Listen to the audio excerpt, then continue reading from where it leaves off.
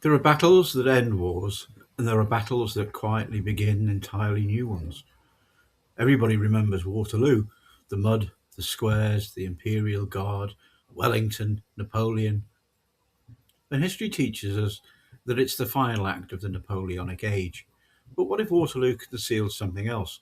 What if, while Europe watched one empire collapse, another structure was already repositioning itself beneath the surface of events? Not nations, not kings, systems and networks, architects of influence that survived governments because they were never dependent upon governments in the first place. This is Orsus, and this is a battle lost. The world after Napoleon. By June 1815, Europe was exhausted. 20 years of revolution and war had hollowed out the continent. Kingdoms had risen and fallen, borders had shifted repeatedly. Entire generations had been consumed by the machinery of mass mobilization. And yet, beneath the visible conflict, another calculation was already underway, because the truly dangerous people inside history are really the men fighting the battles. They are the men studying what survives them. At Waterloo, General Sir James Kempt stands at the edge of that transition. A veteran soldier, administrator, engineer, an observer. To the world around him, Waterloo represents closure. To Kempt, it increasingly feels like a transfer. Something is moving west, quietly, patiently, and hidden inside the chaos of the battlefield is a thread that should not exist at all. A wounded French Canadian soldier carrying fragmented intelligence connected to old Jesuit pathways, abandoned colonial archives, and something hidden for centuries in British North America. At first, it appears insignificant, one man dying among tens of thousands, but in Orsus, history really turns on the battles everyone remembers. It turns on the things that nobody notices.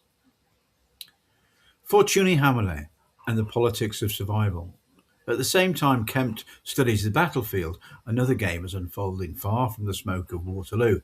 In Paris and in Brussels, in the salons, in the ministries, the corridors left behind by the revolution. And standing at the centre of it is Fortuné Hamelin, a socialite, a political survivor, connected to Talleyrand and close to Sieyès. In official history, these figures drift through the aftermath of revolutionary France like survivors clinging to relevance after Napoleon's fall. But also asks a more dangerous question. What if they were not survivors? What if they were operators? Because systems do not collapse when regimes fall, they adapt. Sieyès understood this long before Waterloo. The revolution, the directory, the empire, different governments, same administrative momentum. The names changed, the machinery stayed the same. And Fortuné slowly begins to realize something terrifying. She believes she is pursuing one objective, but she herself has been used as cover for another for centuries. Waterloo as misdirection. This is where a battle loss becomes something very different from a conventional historical thriller. The battle itself matters, but not in the way that history believes. Because Waterloo is not simply military, it is logistical, administrative, financial. The question beneath the battle is not who wins, the real question is what survives afterward. And the answer increasingly points toward infrastructure, banking, survey systems, transport corridors, imperial logistics, and institutional continuity. The old medieval retrieval structures are evolving, not disappearing, evolving. The machine learned something during the Napoleonic Wars that permanent occupation is unnecessary. Control through systems is cleaner, more durable, almost invisible. And that revelation changes the future of the series, because a battle lost is really the moment where the old world quietly gives birth to the modern one. Canada. The story begins moving west. This is one of the most important transitions in the Orsus series, because the battlefield leaves Europe. Historically, James Kempt genuinely became Governor General of British North America after Waterloo. He genuinely oversaw infrastructure expansion, military logistics, and strategic surveying during one of the most unstable periods in Canadian colonial history. That is real history. And this is where Orsus folds itself into the gaps between official events: the Quebec crisis, the road systems, the Board of Ordnance, military surveys, canals, colonial mapping, all of which were real. But beneath those perfectly legitimate imperial projects, something else is moving. Kempt understands that empires are strongest when they appear administrative rather than coercive, which means roads, it means canals, postal systems, trade routes. Infrastructure becomes concealment. And hidden inside the machinery of empire lies the real objective: the recovery and conversion of a medieval financial structure that had been buried centuries earlier. Not treasure in the romantic sense, more liquidity, transferable power, and invisible capital. The Great Survey. One of the things I particularly wanted to explore in A Battle Lost was how history often hides itself behind bureaucracy, because the most effective operations in history really look dramatic while they are happening. They look administrative: paperwork, budgets, surveys, ledgers, infrastructure projects.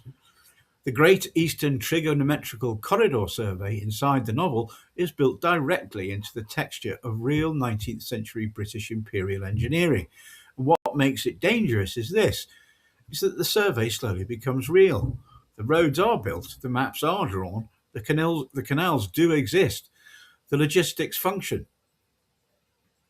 A false pretext creates genuine infrastructure, which is exactly how systems survive.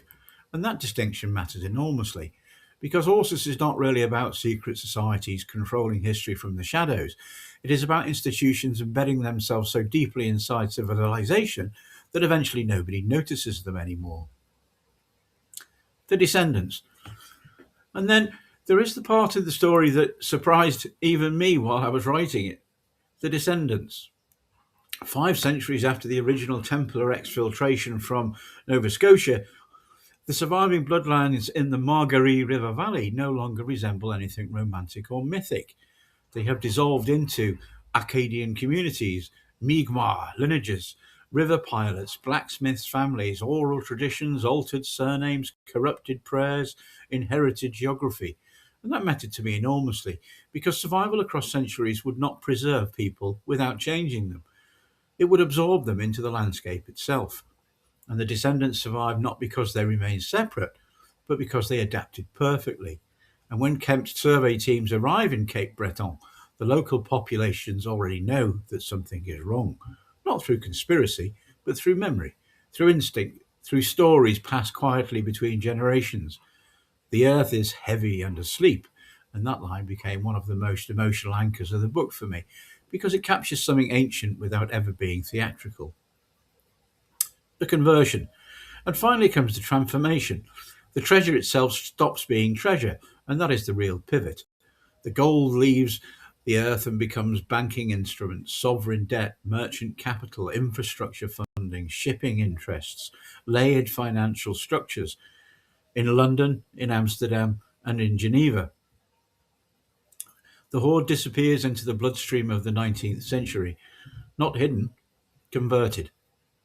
And once that happens, the machine no longer requires castles or vaults or armies, because now it possesses something far more powerful: institutional permanence. And that is the true ending of A Battle Lost. Not Waterloo, not Napoleon, and not even Canada. The real ending is the birth of invisible continuity, the moment history itself becomes infrastructure. Waterloo ended an empire, but in Orsus, it began an extraction. A Battle Lost is the hinge point of the entire series, the last moment before the old world disappears beneath systems that no longer need kings, crusades, or even ideology to survive, only administration, continuity, and time. And by the end of the book, one truth becomes impossible to ignore: the machine behind history was never destroyed, it simply learned how to hide inside civilization itself. This is Orsus, and the war is only just beginning. Find the whole Orsus series at Di-Fanteriabooks.com. Thanks for listening.